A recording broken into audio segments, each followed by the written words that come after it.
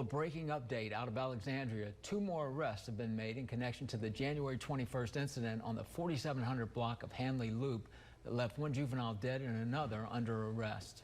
The Rapides Parish Sheriff's Office responded to the scene around 6:45 January 21st in reference to a shooting of a male juvenile victim who had died from a gunshot wound to the head.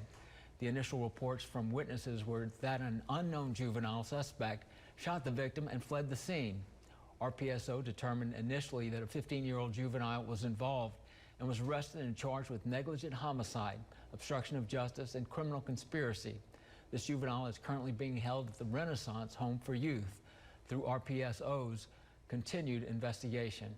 Detectives were able to identify 2 other suspects involved. A 16-year-old juvenile was arrested and charged with obstruction of justice and criminal conspiracy. That juvenile was released to a family member.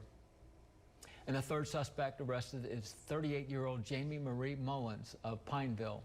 Mullins has been charged with contributing to the delinquency of juveniles, obstruction of justice, and criminal conspiracy. Mullins was booked on January 22nd at the Rapides Parish Detention Center and released on the 24th.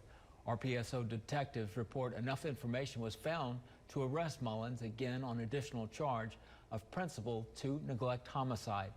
Mullins was rebooked on a $250,000 bond. According to RPSO, this investigation remains ongoing. If you have any information on this incident, you're asked to contact RPSO or Detective Shannon Hanks at the numbers on your screen.